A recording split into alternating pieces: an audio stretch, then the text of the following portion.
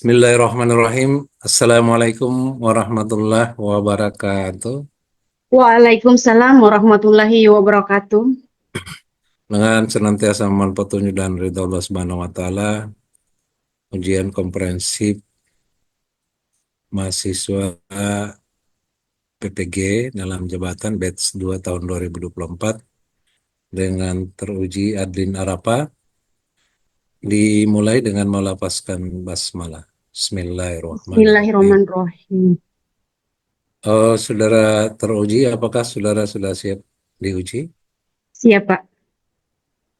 Siap, insya Allah. Baik, mengawali ujian ini disilakan pada saudara membuka surat, coba buka surat An-Nisa ya, Ya, Pak. dibaca dari ayat 1 seterusnya. Ya, Pak. Jadi kalau saya bilang berhenti, berhenti. Silakan. A'udzu billahi minasy syaithanir rajim.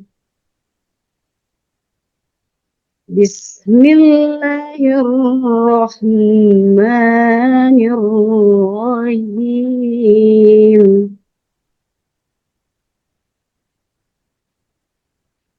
يا أيها الناس اتقوا ربكم الذي خلقكم من نفس واحدة وخلق منها زوجها وبث منهما رجالا كثيرا ونساء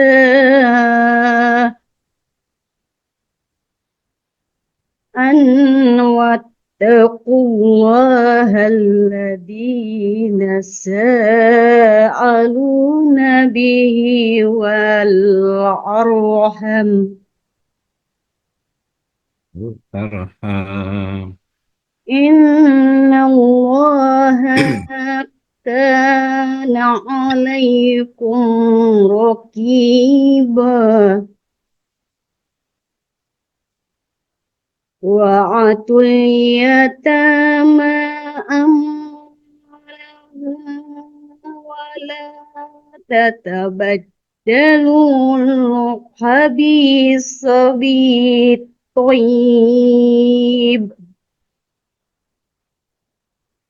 ولا تأكلوا أموالهم إلى أموالكم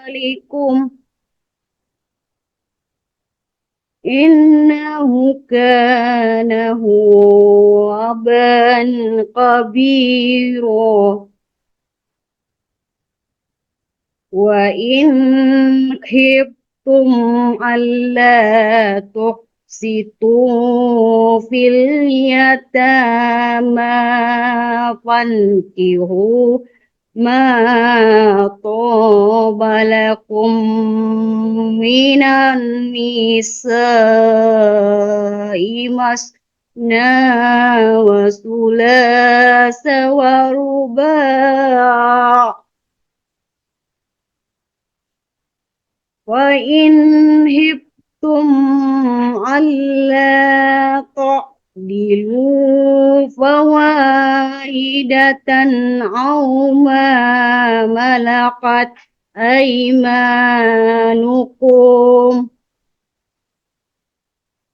ذلك أدنى ألا تعولوا وآتوا النساء صدقاتهن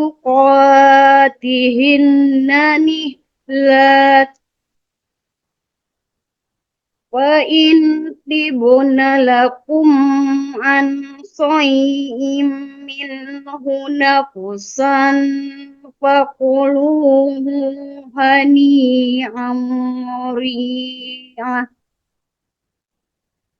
ولا تؤتوا السفهاء أموالكم التي جعل الله لكم قياما وارزقوهم فيها واكسوهم وقولوا لهم قولا معروف Cukup, cukup. وابتلوا صدق الله العظيم. Oke. Eh, nanti ini pada prinsipnya udah mengajinya sudah bisa ya, cuman sebagai guru agama nanti tajwidnya nanti dilatih-latih lagi ya, panjang pendek dan seterusnya. Matnya diatur. Ya, tinggal memperlancar aja sebetulnya. Ya, Udah Pak. lancar, cuma itu tajwidnya yang harus diperbaiki lagi ya. Oke, selanjutnya disilakan pada saudara untuk mengambil alat tulis. Silakan ditulis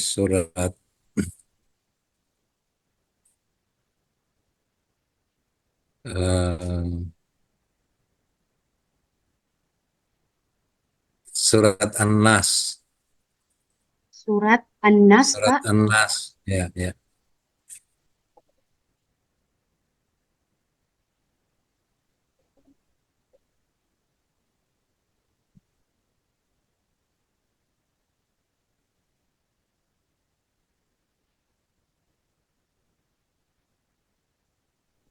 Ayo Bu, waktunya. Iya, Pak. Ya, waktunya.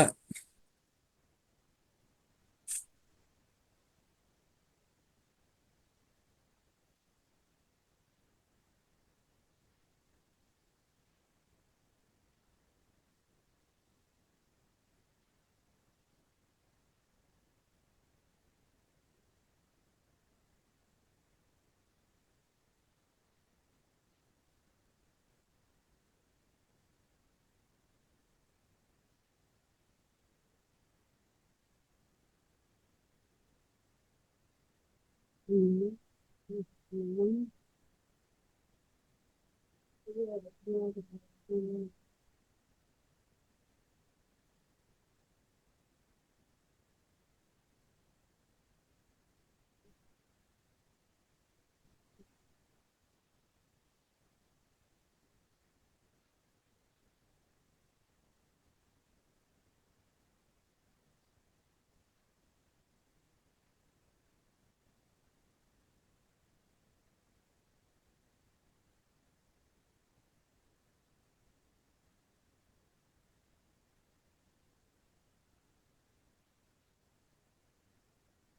Cukup, cukup.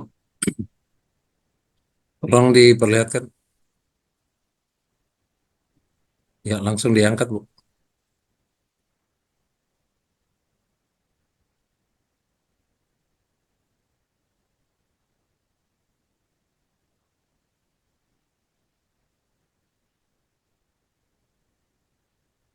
Ya, cukup.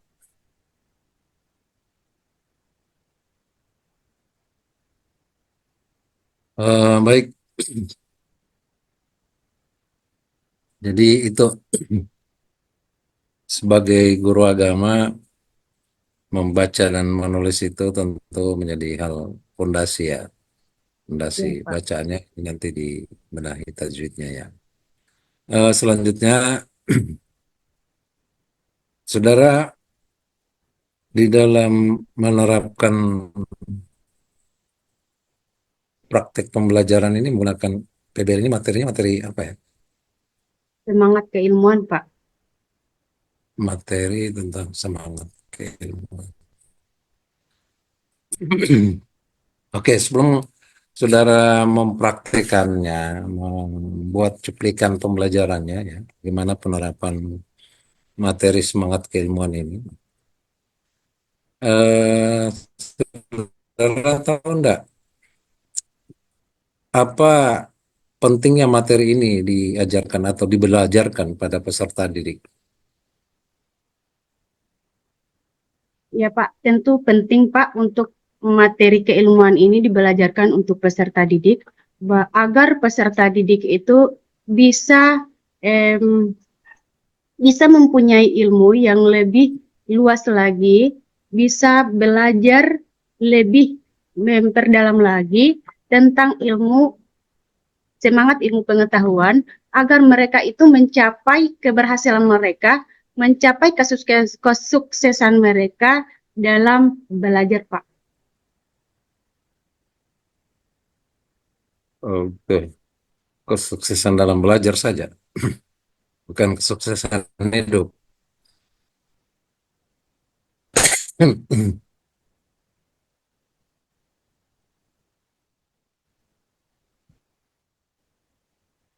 Ya, kemudian terkait dengan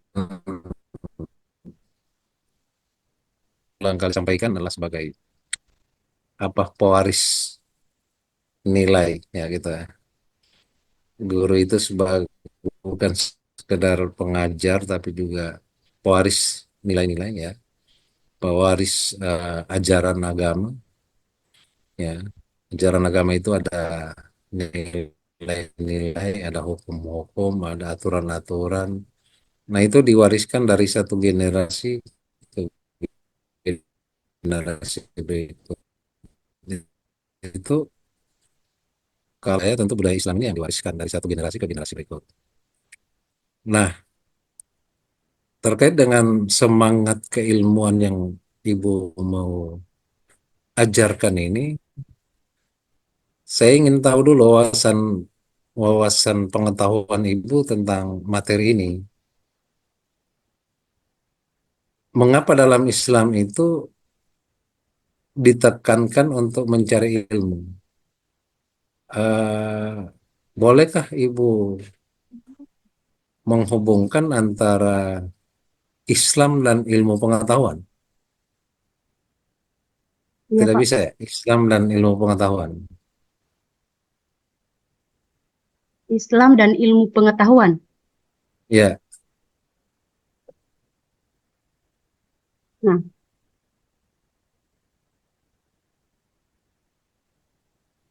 da- dalam bagaimana pandangan Islam tentang ilmu pengetahuan?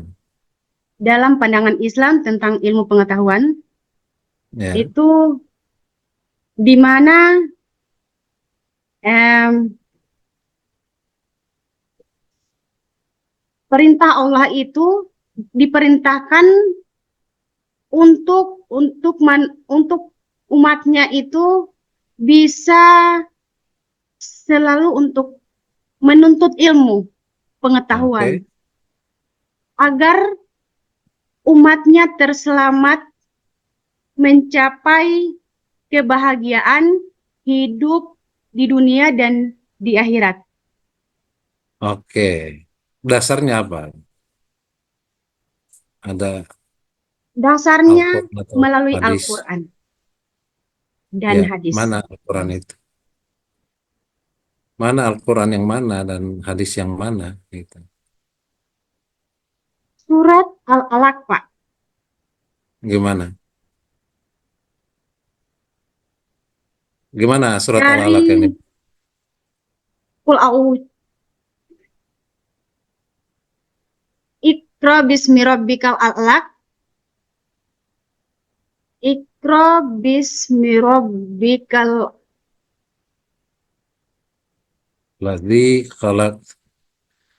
Ya, membaca ya, anjuran untuk Ya, membaca. ya, ya. Ya, Anjuran untuk membaca. Iqra. Iqra bismi rabbikal ladzi khalaq. Arti dari Iqra bismi rabbikal ladzi khalaq apa? Wahai umatmu, Ya, Iqra, bacalah. ya bacalah. Iqra bismi rabbikal ladzi khalaq. Bacalah dengan menyebut nama Nama Tuhanmu Allah. yang Ya, menciptakan. Khalaqal insana min alaq. Dia telah menciptakan manusia dari segumpal darah. Khalaqal insana min alaq. Iqra wa rabbukal akram. Alladzi 'allama bil qalam dan seterusnya ya. Ya, Oke, selain surat Al-Alaq masih ada surat-surat lain yang terkait dengan semangat keilmuan. Quran Surah Al-Muzadilah ayat 11. Nah, intinya bagaimana dalam Mujadilah ayat 11 coba. Mujadilah ayat 11 itu bagaimana? Ya, ya ayyuhalladzina amanu ida kilala tafassahu fil Intinya apa mas gitu? Yarfa'il ladzina amanu minkum walladzina utul ilma darajat. Maksudnya wahai bagaimana itu? wahai orang-orang yang beriman, apabila dikatakan kepadamu, Ya, berilah, katanya di depan kamera Bu ya, di depan laptop. ya, apabila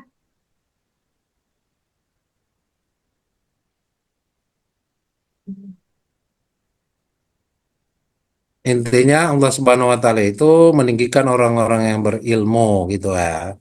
Dimaknai aja, tidak harus dilihat terjemahannya dan kalau kita paham maknanya ya itu yang dimaksud. Ya, ya. Karena kita tidak mengkaji itu secara detail, tapi landasan yang menyemangati itu gitu.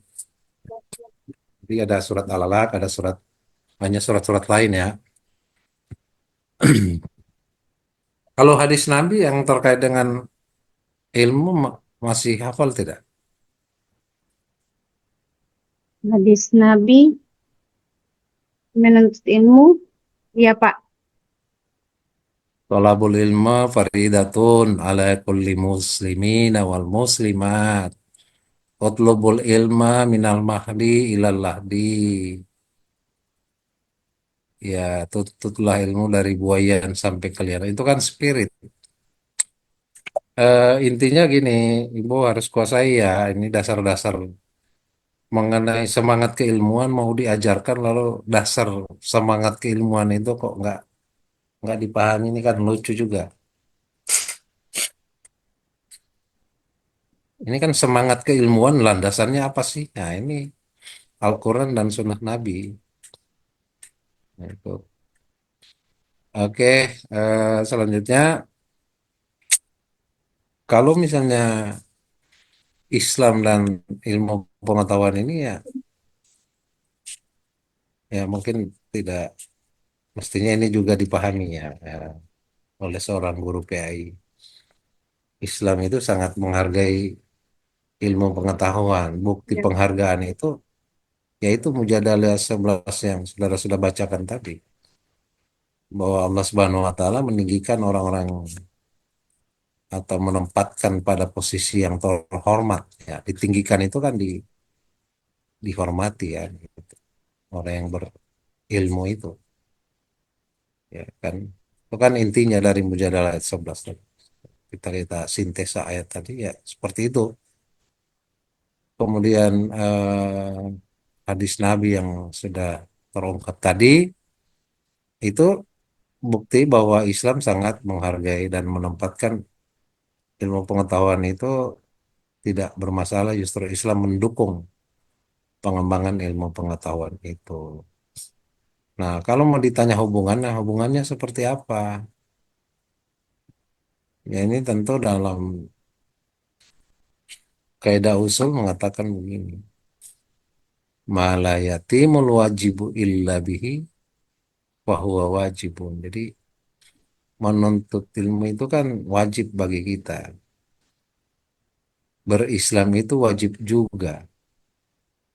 Kan berislam yang dimaksud mengamalkan ajaran-ajaran Islam itu wajib bagi orang muslim ya. musliman baik perempuan maupun laki-laki kan gitu. Ya, Hadis Pak. yang sudah terungkap tadi. Tetapi untuk bisa menuntut ilmu itu agar dia bisa menjadi Islam yang baik itu dia eh, dengan ilmu, ya kan? Ya, Pak. Karena dengan demikian hubungan antara Islam dan pendidikan itu ya sebagaimana kaidah usul tadi. Berislam itu wajib tapi tidak bisa dilaksanakan atau kita tidak bisa berislam dengan baik tanpa ilmu, tanpa ilmu pengetahuan. Maka ya ilmu pengetahuan atau pendidikan pun menjadi wajib. Ilmu pengetahuan itu kan bisa diperoleh melalui proses pendidikan. Nah, pendidikan apapun itu selalu dalam rangka mendapatkan atau memperoleh ilmu pengetahuan. Nah, bahkan orang berislam dengan baik itu harus dengan ilmu pengetahuan. Ya, Pak. Bagaimana dia mau apa menjadi Islam yang baik? Dari mana dia bisa tahu bahwa hukum-hukum syariat, lapas-lapas sholat, tata cara sholat, ibadah, haji dan berbagai macam ibadah lainnya, serta nilai-nilai yang ada dalam ajaran Islam, kalau tidak melalui pendidikan, maka pendidikan itu menjadi wajib pula. Sebagaimana orang berislam itu wajib, tapi eh, menjadi ada kendala ketika seseorang menjadi Islam yang sempurna, gitu kan? Kalau Ya, tidak Pak. melalui pendidikan, maka pendidikan pun menjadi wajib. Nah, itu Ya, kaidah usul tadi. Itu kalau mau ditanyakan hubungannya. eh Bu Adlin, selanjutnya silakan saudara membelajarkan semangat keilmuan ini dengan penerapan PJBL. Tentu saya berharap ada motivasi. Karena namanya semangat keilmuan, bagaimana Ibu memotivasi agar mereka memiliki semangat keilmuan tadi? Nah, tentu dengan belajar. Dengan model pembelajaran seperti apa yang Ibu terapkan dalam menarik minat perhatian agar mereka benar-benar mau eh, memiliki semangat keilmuan tadi. Silakan. Nah, tentu sebelum dimulai ini, saya ingin pembelajaran yang Ibu mau tilik itu atau mau cuplik itu pada inti-inti saja, pendahuluan intinya apa gitu. Di kegiatan inti gimana itu, penutup bagaimana supaya ada apa satu kesatuan yang utuh antara pendahuluan, inti dan penutup.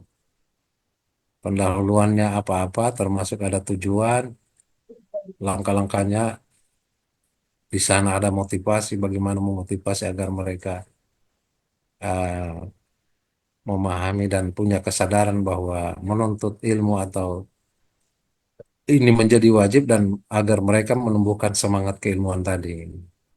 Iya, Pak. Melalui model seperti apa ya silakan. Lalu Iya, Pak. asesmennya sampai di akhir seperti apa. Silakan. Ya. Ya, adik-adik, pertemuan kita kali ini dengan tujuan pembelajaran, adik-adik, Topiknya dulu apa?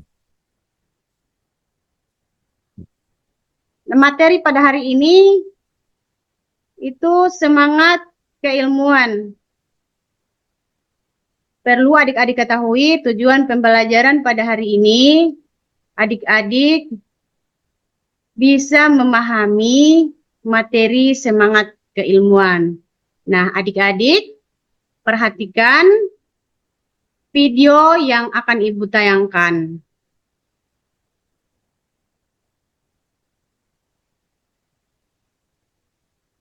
Oke, adik-adik, setelah Ibu menayangkan video ini,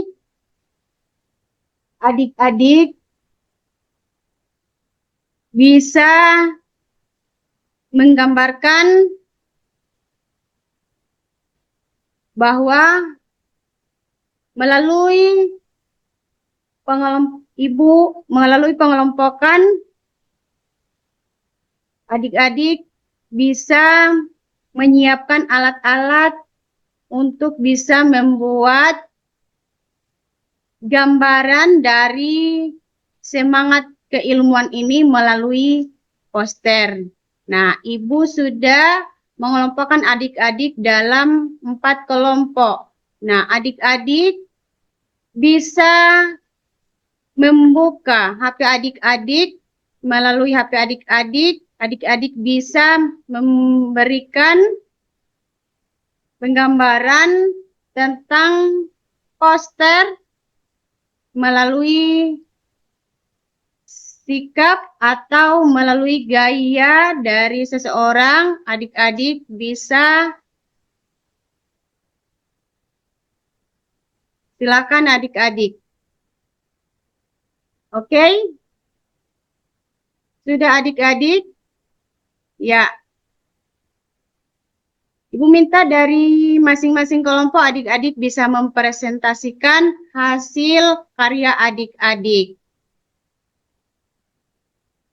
Oke, dari hasil karya adik-adik, alhamdulillah adik-adik karyanya sangat menarik. Sudah Ibu berikan nilai. Nah, silakan adik-adik berikan aplaus untuk semuanya. Nah, adik-adik, setelah adik-adik mempresentasikan hasil karya adik-adik dari materi semangat keilmuan ini, Ibu berharap agar adik-adik bisa melalui pembelajaran ini, adik-adik bisa mengkreativitas atau bisa mengembangkan pengetahuan adik-adik lebih dalam lagi dalam mempelajari materi semangat keilmuan ini. Ya adik-adik ya. Baik. Nah, adik-adik, ada yang bisa menyimpulkan materi pada hari ini? Ya, Nah, cukup ya. Eh, Oke, ada beberapa hal yang perlu dikonfirmasi. Oh, Ibu tadi tidak mengajukan pertanyaan pemantik ya? Itu alasannya apa? Perlukah pertanyaan pemantik itu? Ya, untuk ini saya tidak mengajukan pertanyaan pemantik karena dari asesmen awal itu siswa sudah mengetahui bagaimana cara membuat membuat proyek. Ya, ini tujuan pembelajarannya apa sih? Membuat proyek atau menguasai materi? Tujuan pembelajarannya apa? Makanya tidak dibaca juga tadi. Tujuan pembelajaran ini semangat keilmuan yang Ibu rancang ini apa? Yang memahami Ya, materi semangat keilmuan. nah sekarang kaitannya dengan pertanyaan pemantik tidak dilakukan apa? Karena dengan melalui asesmen awal yang sudah saya lakukan itu, adik-adik sudah memahami Lah, materi. kalau sudah memahami, ngapain lagi diajarkan? Tujuannya kan memahami. Saya Berarti tidak mengajarkan perlu. dengan melalui adik-adik itu bisa mengetahui melalui pendekatan PJBL Nah, dengan gini, tujuan adik-adik bisa gini Bu, gini Bu, bentar Bu. Ini Ibu kan mau ngajar gitu ya. Mengajar itu dari orang yang tahu kepada orang belum tahu. Bagaimana Ibu memfasilitasi dengan cara apa agar mereka bisa tahu ini student center. Nah, sekarang dengan karakter materi yang menurut Ibu sudah dikuasai, Pertanyaan saya, buat apa lagi ini mau dibelajarkan? Karena sudah dikuasai. Menurut Ibu sudah memahami berdasarkan asesmen awal. Ketika eh, Anda melakukan asesmen awal itu, mestinya Anda tidak perlu lanjutkan ini karena sudah berdasarkan asesmen awal, mereka sudah memahami. Buat apa lagi mau dilanjutkan? Nah, sekarang berdasarkan asesmen awal, kalau itu yang Ibu bilang, saya persoalkan. Hasilnya seperti apa? Berapa orang yang sudah, apakah semua sudah pada tahap mahir? Kalau semua sudah pada tahap mahir, ya ini tentu tidak perlu dilanjutkan. Kan ini tujuan pembelajaran bukan membuat proyek itu. Proyek itu hanya perantara media mereka untuk menguasai konten. Gitu loh, Bu. Iya, Pak. Bukan membuat videonya itu, tapi bagaimana kreativitas mereka muncul, mereka tahu semangat keilmuan tadi dengan mengkampanyekan. Mungkin ini yang dimaksud. Iya, Pak. Mengkampanyekan itu tadi. Tapi kan ukur dulu kemampuan mereka. Oh ini tentu variatif kalau berdasarkan asesmen kalau variatif. Kalau menurut Anda sudah berhasil, ya ngapain lagi mau dilanjut? Sudah khatam, sudah selesai, ya jadi gitu. Asesmen awal itu ya penting, Bu. Coba jelaskan pada saya. Meskipun saudara tidak mencantumkan atau tidak melakukan langkah asesmen awal, dan Anda sudah melakukan asesmen dengan cara lain, itu cara apa yang Ibu lakukan melakukan asesmen itu? Kalau dengan asesmen Menurut Ibu awal, tadi, menurut Ibu, Ibu sudah melakukan asesmen. Ya, langkah apa yang Bapak Ibu lakukan? Yang Ibu lakukan dalam melakukan asesmen itu seperti apa?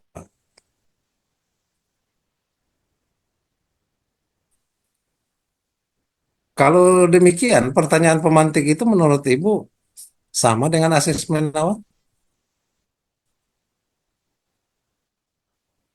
iya, Pak.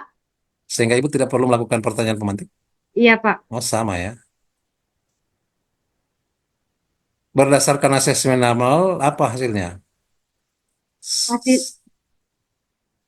hasilnya berdasarkan asesmen awal itu hasilnya peserta didik bisa memahami bagaimana cara menerima Memahami materi. semangat keilmuan ya. Kan Ya, materinya semangat keilmuan.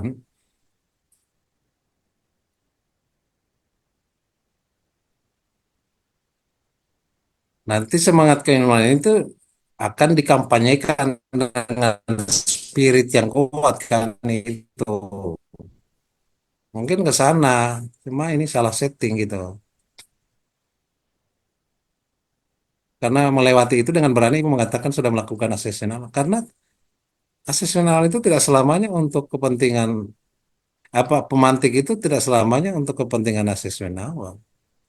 Meskipun terkadang kita melakukan asesmen awal dengan mengajukan pertanyaan-pertanyaan itu sekedar mengukur batas itu.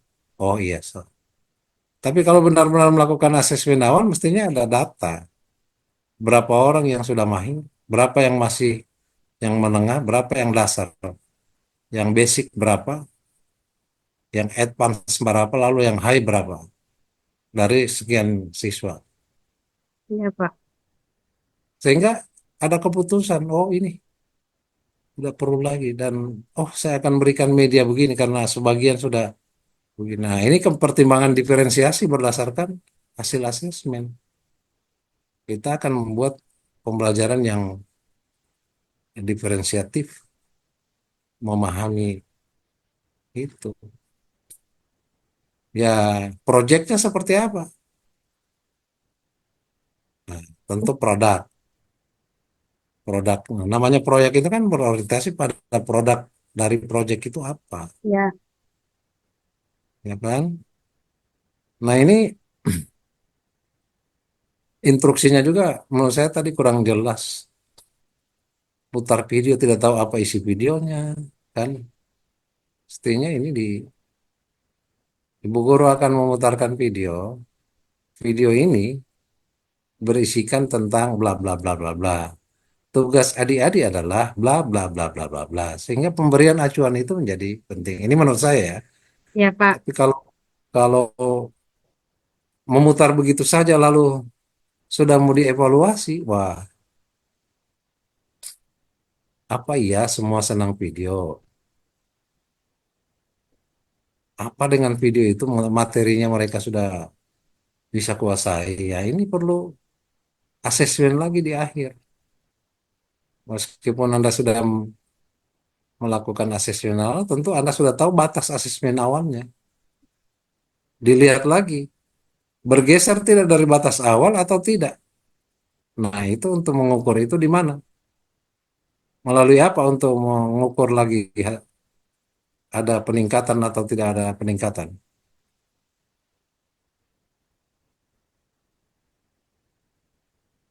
Melalui apa Ibu mengukurnya? Ya Pak. Kan Ibu bilang tadi sudah melakukan asesmen awal. Ya, Semuanya sudah mahir, meskipun saya kurang yakin dengan itu. Kenapa itu dilanjutkan? Nah, sekarang Ibu kan sudah memiliki batasan-batasan kemampuan peserta didik sudah berdasarkan asesmen awal. ya. Untuk memastikan bahwa ada pergeseran kemampuan dari hasil asesmen awal dengan hasil akhir itu melalui apa? Melalui evaluasi Pak. Nah, Oh, evaluasi apa namanya? asesmen sumatif. Asesmen sumatif. Nah, adakah pergeseran? Tadi kan tidak nampak, karena Ibu tidak sampai di melakukan asesmen kan. Sudah asesmen saya hentikan. Nah, itu fungsi daripada asesmen awal adalah mengetahui batas awal kemampuan mereka tentang materi itu. Pertanyaan pemantik Anda samakan dengan asesmen awal. Tidak selamanya pemantik itu, pertanyaan pemantik itu ya bisa saja salah satu jalan praktis untuk melakukan asesmen. Tapi tidak selamanya fungsi daripada pertanyaan pemantik itu untuk asesmen. Bisa jadi ada maksud lain, motivasi misalnya, ya kan? Ya Memicu Pak. bagaimana motivasi belajarnya, di sini kesempatan Anda menjelaskan dengan pemantik tadi apa pentingnya ini kita pelajari agar kita bisa lebih semangat lagi. Kenapa? Karena menuntut ilmu itu adalah dihargai oleh Tuhan, ditempatkan pada posisi yang terhormat. Nah ini, nah oleh sebab itu adik-adik, untuk menuju kepada semangat keilmuan tadi, ibu guru akan bagi kelompok dan tugas adik-adik adalah melalui kelompok itu bla bla bla bla akan menghasilkan kreativitas dalam mengkampanyekan ilmu tadi. Satu, cari dalil yang tentang itu. Dua, tentang ya sudah dikampanyekan dengan cara apa, pemberian waktu dan lain sebagainya. Mungkin menurut saya ini ya Ya apa Pak. seperti ini gitu. Tapi saya luruskan tentang asesmen awal tadi dengan pemantik, jangan menganggap pertanyaan pemantik itu ya sudah asesmen. Oh, tidak selamanya dong. Ya, kalau asesmen itu ya memang tujuannya untuk mengetahui batas awal. Kalau asesmen terkait dengan uh, kemampuan peserta didik terkait dengan minat dan gaya belajarnya, ini tentu itu lain lagi kan. Ya Pak. Lain lagi itu data kita gunakan untuk membelajarkan diferensiasi boleh ya, melalui asesmen itu. Tapi lain lagi karena ini penerapan PJBN. Proyeknya ya itu. Tadi menayangkan video pemantik tujuannya membuat poster, tidak jelas acuan membuat poster itu seperti apa. Setelah itu mereka mengapain setelah poster itu ada. Kalau mau dikampanyekan baru bagaimana mengkampanyekan cuma habis itu. Apa poster yang dibuat ini dalam bentuk gambar biasa atau mereka melalui aplikasi tertentu yang itu juga kurang jelas sehingga banyak sekali bolongnya tadi yang saya berharap utuh justru tidak utuh, banyak bolong. Ya kan? Ya. Kemudian selanjutnya nanti deh soal ini akan setelah kalau melalui proses ini tentu ini akan perlu bimbingan yang serius dan agar Anda bisa lebih memahami fungsi-fungsi asesmen dan pemantik itu dalam konteks pembelajaran. Besok-besok ini di PPL juga akan didalami lagi, dilatih lagi dan seterusnya. Iya, Pak. Oke, saya masuk pada penguasaan Anda terhadap pengetahuan Anda yang terkait em, mulai dari penyusunan modul, termasuk juga apa yang Anda sudah tampilkan tadi, ada kemungkinan ini akan terulas di sini. Waktunya ini masih ada kita sekitar 10 menit. Silakan Saudara bisa jelaskan ke saya, dalam menyusun modul itu kan biasanya itu ada seorang guru itu menguasai ya beberapa teori belajar yang melandasi atau mendasari penyusunan modul. Dalam penyusunan modul yang Ibu bikin itu didasarkan pada teori belajar apa nih? Kontro kontrovisme, Pak. Ya, baru sebutannya aja udah salah, Bu. Konstruktivisme. Ya, ya udah saya tidak mau lanjutkan itu baru dari sebutannya aja sudah salah. Kemudian masih ada yang Ibu pahami tentang model-model belajar lainnya selain konstruktivisme?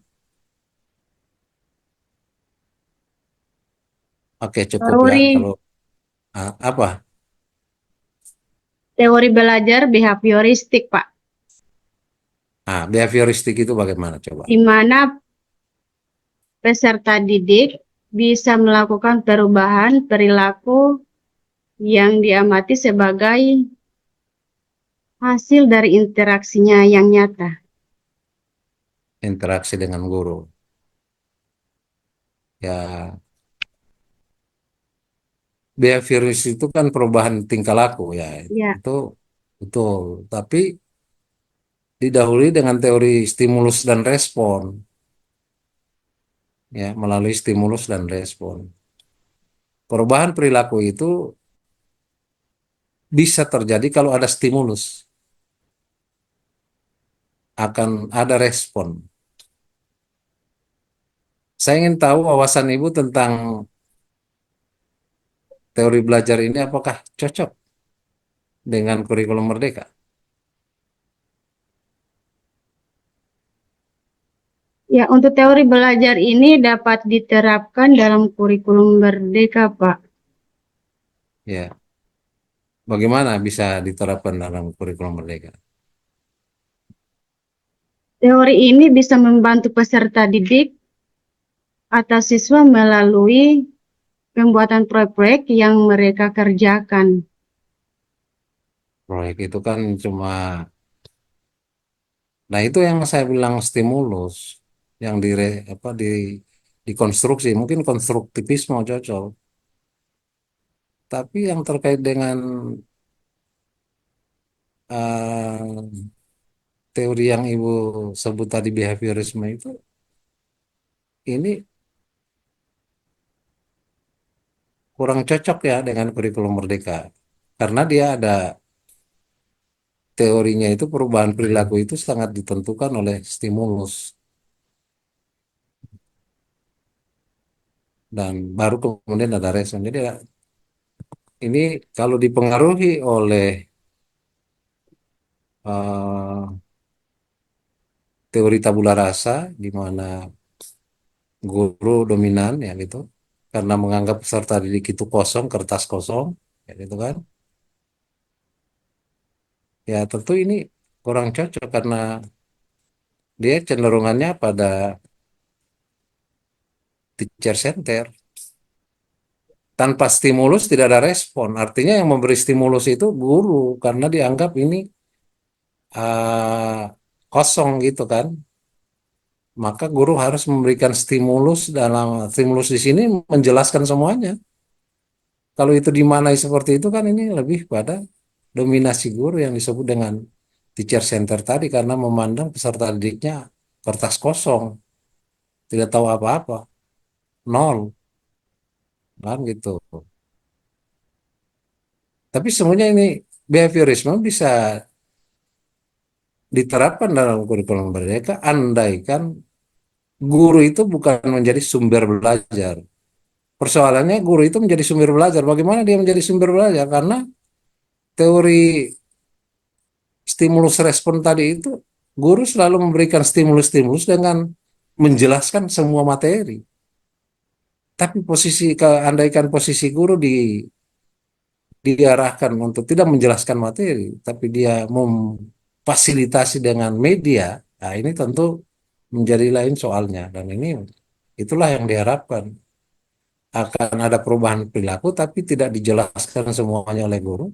Guru sebagai mediator dan fasilitatornya, lalu kemudian stimulus yang diberikan adalah stimulus dalam bentuk media atau bahan ajar yang dirancang untuk menguatkan pemahaman atau skill atau perilaku ya, stimulus yang diberikan kalau berkenan dengan perubahan perilaku ya tentu ada perubahan perilaku yang positif ya, karena membicarakan nilai-nilai.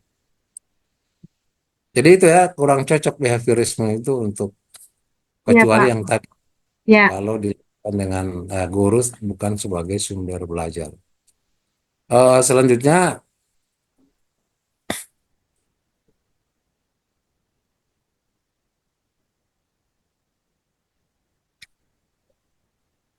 ada beberapa pendekatan lain ya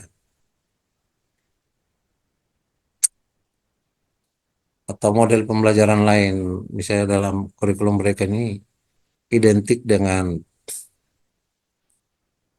pen- pendekatan melalui pendampingan, Pak. belum selesai. Saya punya prolog belum selesai sudah dijawab. Ah, itu pendekatan itu kan bisa macam-macam. Ya, Pak. Teacher center dan student center itu juga pendekatan. Yang Ibu terapkan PBL itu juga di samping dia disebut sebagai model apa model ya, disebut juga sebagai pendekatan boleh. Dia dekati dengan project, dia dekati dengan problem pemecahan masalah. Di sini dengan project yang dirancang. Itu bisa disebut model dan juga bisa disebut sebagai pendekatan. Nah, sekarang ada yang lain dalam penerapan kurikulum mereka itu biasanya identik dengan teknologi di samping prinsipnya dia student center, dia identik dengan teknologi. Ada yang disebut TIPEC, TPACK. Iya, Pak. Jelas suara saya? Di sini, Pak, kurang keras, Pak. TPACK itu ibu ibu tahu penerapan kurikulum merdeka itu bukan saja soal pendekatannya misalnya dengan student center, tetapi masih ada yang hal lain, prinsip-prinsip lain yang harus diperhatikan. Antara lain, integrasi teknologi dalam pembelajaran yang kita kenal dengan penerapan TIPEC, Ya, TPACK. ya, Ibu tahu tentang TPACK? ya, Pak. Silakan. sebuah kerangka teori yang menggabungkan 3 elemen penting dalam Ya, cukup, pembelajaran cukup, berbasis. cukup. Ibu mau membaca aja. Eh, itu yang di depan coba di berikut.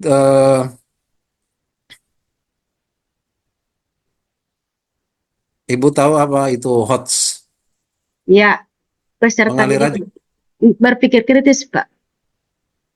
Bagaimana itu HOTS? Pengembangan HOTS bagaimana? Siswa bisa diberikan soal-soal yang berpikir kritis. Siswa mampu untuk melakukan pemahaman mereka itu melalui berpikir kritis. Cuma berpikir kritis saja. Hmm. Melalui 4C. Tahu apa itu 4C? Iya, Pak. Apa? Critical thinking, Ya, kolaborasi, communication. ya. Collaboration thinking, Ya, communication thinking, reflective thinking, reflective apa thinking, kolaborasi. kritis. Ya, berpikir kritis, Iya. berpikir dengan nalar kritis. Oke, cukup ya.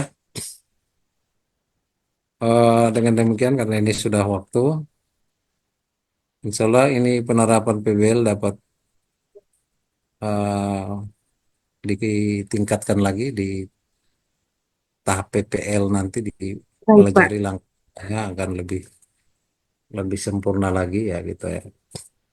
Dan pemahaman dasar tentang pemantik tadi ya jangan keliru-keliru. Iya, Pak. Pemantik itu ya beda dengan asesmen. Meskipun bisa ya, melalui pemantik juga kita melakukan asesmen. Iya, Pak. Ya, terima Iya, kasih Pak. atas hadirnya dalam ujian ini. Kita tutup dengan sama-sama melapaskan hamdalah. Alhamdulillahirabbil Alhamdulillahirobbilalamin. alamin. Assalamualaikum warahmatullahi wabarakatuh. Waalaikumsalam warahmatullahi